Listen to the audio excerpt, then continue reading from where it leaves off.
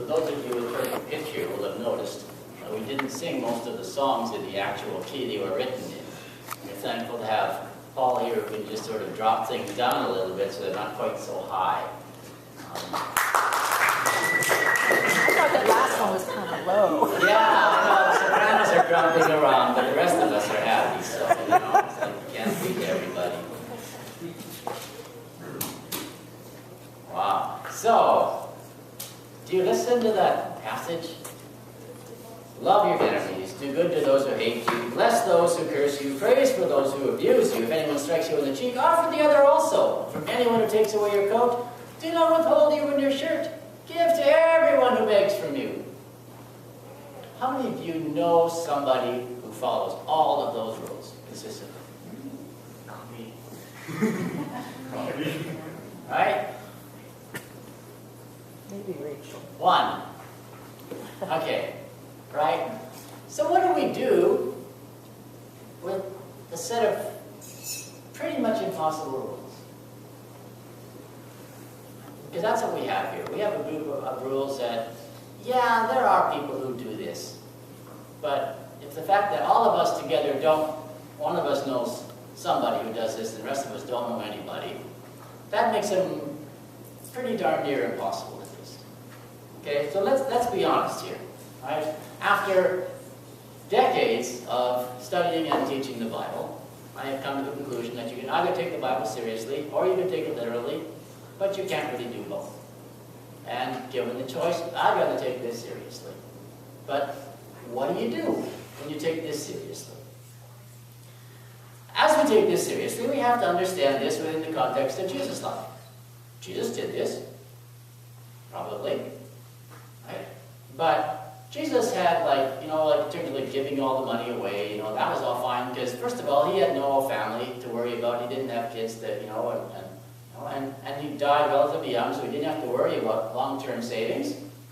And as Luke mentions a little later on, he had some rich women following him who took care of all the bills. So he didn't have to save money. Someone else was doing that for him. Right? And Paul did most of this, as far as we know, but Paul had the same set of circumstances. Right? He also didn't have family. He didn't have a wife and children to take care of. He didn't live very long. Right? He died before he had to worry about retirement sort of things. And if you read between the lines of his letters, you can tell that he also had rich women to take care of the bills. So this is our lesson for the morning. Live fast, die young, and find some rich women to take care of the bills. You guys taking notes here? Now, I've managed to do one of those three. Thank you, dear. But, not hoping not to die young. So, let's be honest about the kind of life you have to live and the kind of support you have to do this. Exactly. I'm with you there. Right? So what do we do? Well, this is where Garth comes in. How many of you have already got your seed catalog? How many of you already looked at your seed catalog for this year? Okay. The rest of you haven't yet. Well, there's time. I want to think about those verses sort of like this catalog. Right? So if you look with me through this catalog, here they are. All of this absolutely perfect fruits and vegetables. Right? Every flower, perfect. Right? All the trees in here, perfectly shaped, beautiful colors. Right? The fruit, every strawberry, exactly the right shade of red, big suckers. Right? All of this stuff. And so you look through this and you go, well, what do you think? Because one of the ways you can look at this, you go, well, that ain't going to happen. Because it isn't. Right? Have you ever, right? I mean, sure, if you chose your absolutely best tomatoes for the year, you might be able to get a picture like that. But not last year. No. And if you took your average bunch of tomatoes, they look nothing at all like that. So you could just sort of go, well, you know, that's not going to happen.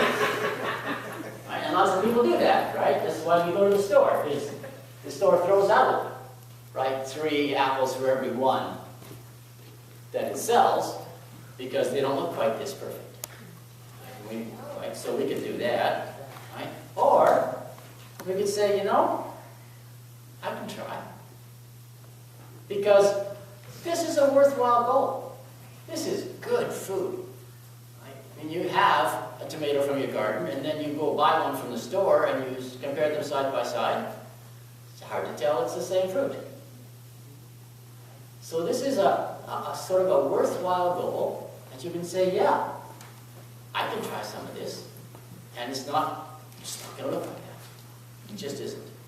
But, you know, but I know it's still going to be pretty good. It's going to be, some of it's going to be really good.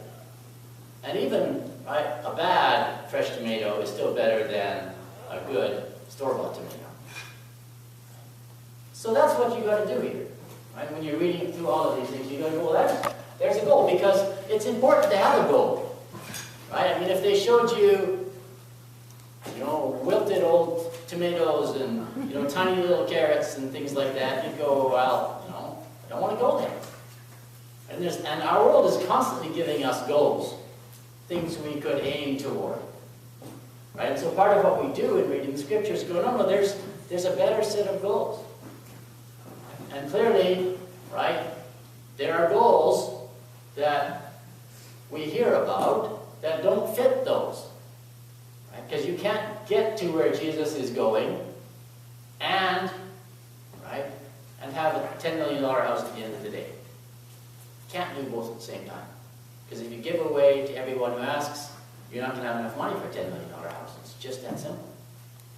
Right? And so somewhere between there, we try to find out the best we can do.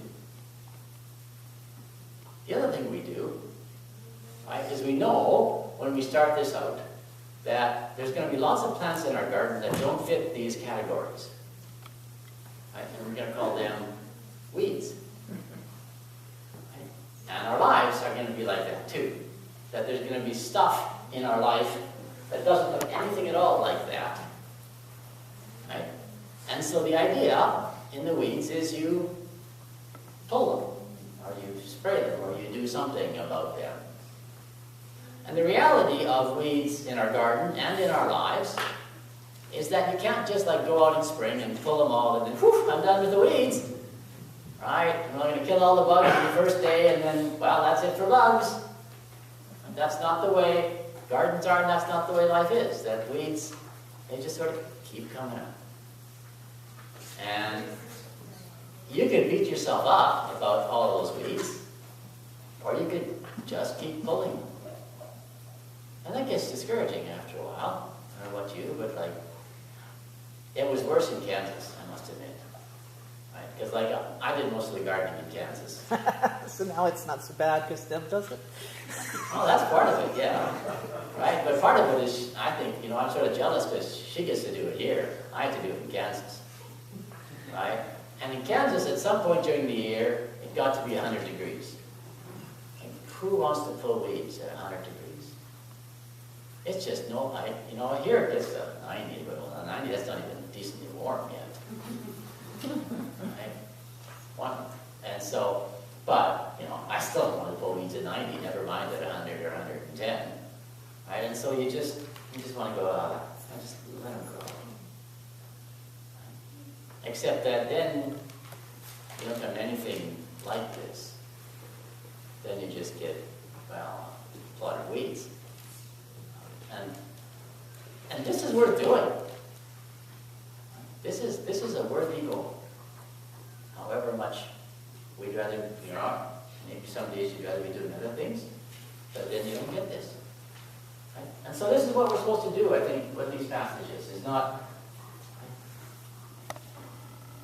like beat ourselves up about it. Because Luke gives us another clue here. Right? Right at the end, the middle of verse 35.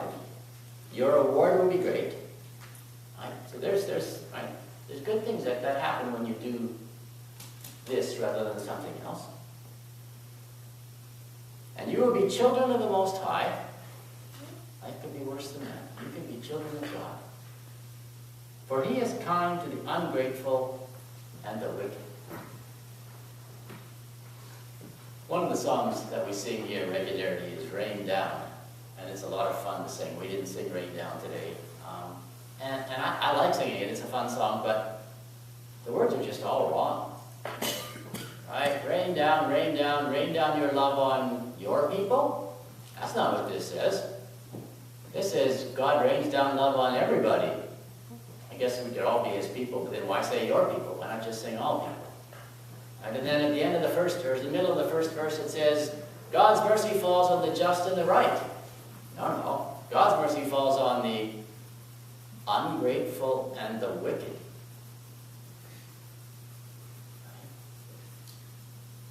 So what this means is that God looks at our gardens and he sees this. This is what God sees. Even if it isn't real. Right? Even if our cucumbers don't look anything like these cucumbers. Right? And even if there's spots on all of our corn and there's bugs in them, God chooses to see this. And that's what we're supposed to do also, both with ourselves and with one another. That when we look at this, when we look at our lives, we're supposed to be merciful to ourselves. Still aiming for that. Still trying to get here. But merciful. And when we look at one another, and we look at, the way we live our, the other people around us live our lives, or the neighbors and stuff like that, merciful. Be merciful as your parent in heaven is merciful. And finally, we also read in the psalm. Did you notice in the psalm there was one phrase that was repeated 3 times?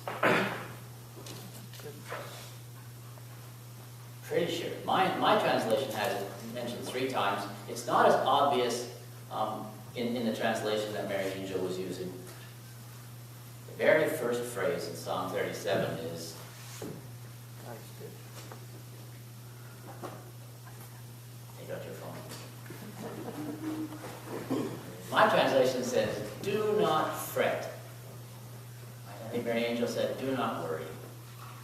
And 3 times in that little passage, do not fret, do not worry. So this is where we start. Right? The point of Luke chapter 6 is not, here's a bunch of things to feel guilty about, or here's a bunch of things to worry about that you're either doing or not doing or should be doing better. And not only does Psalm 37 say, do not worry, because in a lot of ways, do not worry is one of the more annoying things for someone to tell you. Right? Because there's, stop worrying. It's like, stop thinking about elephants. If I tell you stop looking at elephants, what do you think about? Cat. Elephants. Trust me. Right? Do not worry. But here, it's not just do not fret, but then, here's how you do this. Verse 3, trust in the Lord. Right? Verse 4, take delight in the Lord. Verse 5, commit your way to the Lord. Right? Verse 7, be still. Verse 8, refrain from anger. So if you're wondering, right, so what does this mean, do not worry? How do we get there? We just read the rest of it. Isn't that great? Here we have our seed catalog, this beautiful vision of what life could be, but also this fact that, we can do something like that. We're given this opportunity to do something like that and to become children of your parent in heaven. Amen.